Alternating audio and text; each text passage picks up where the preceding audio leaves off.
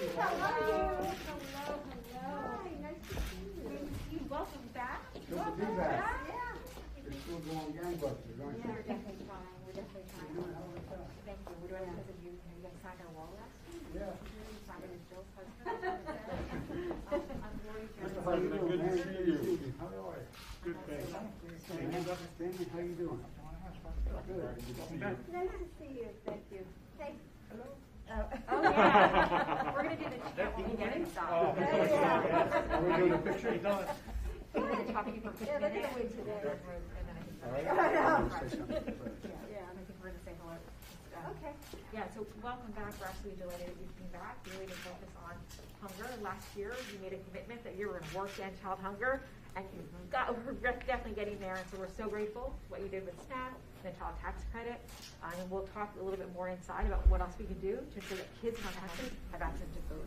That child tax credit was really helpful. We got to get it renewed. We absolutely do. Good. Hey, folks. With regard to Texas and the synagogue, I spoke this morning with the Attorney General, and to get a rundown on. He said there was overwhelming cooperation with the local authorities and the FBI, and they did one hell of a job. This was an act of terror. This was an act of terror, and it not only was related to someone who had been arrested, I might add, 15 years ago and been in jail for 10 years. The idea is there was something new. They did just a great job. I also told him that I wanted to make sure we got the word out to synagogues and places of worship that we're not going to tolerate this, that we have this capacity to deal with assault on particularly the anti-Semitism that has grown up.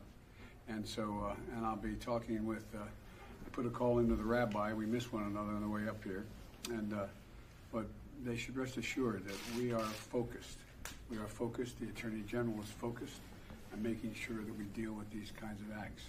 And thank God, we have such a professional FBI, as well as the local cooperation, I was told, was incredible. It was seamless. So I just wanted to let you know that. Okay? Mr. President, how could this man have gotten weapons? There's reports that he's only been in the country for a couple of weeks. Well, allegedly, I don't have all the facts, nor does the Attorney General, but allegedly the assertion was he got the weapons on the street. He purchased them when he landed. And it turns out there apparently were no bombs that we know of. That, you know, he said that there were bombs he had as well. But he apparently he spent the first night in a homeless shelter. I don't have all the detail yet, so I'm reluctant to go into much more detail.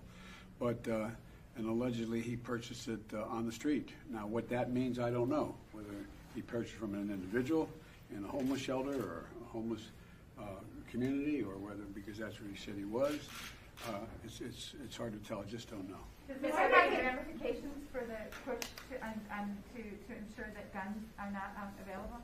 Well, no, well, it does, but it also doesn't. The guns are, we should be, the idea of background checks are critical, but you can't stop something like this if someone is on the street buying something from somebody else on the street. Except that there's so many guns that have been sold of late. It's just ridiculous, and it's because of the failure us to focus as hard as we should and as consistent as we should on gun purchases, gun sales, ghost guns, and a whole range of things that I'm trying to do. Mr. President, do you know more about the motivation of the person? No, I don't. There's speculation, but I'm not going to get into that. I'm going to have a press conference on Wednesday, and I'll be happy to go into detail what I know in detail at that time.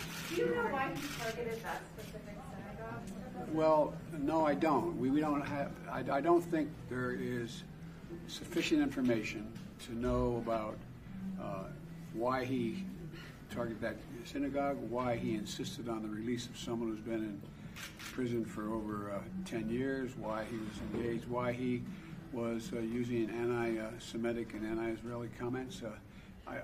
We just don't have enough facts. Thank you.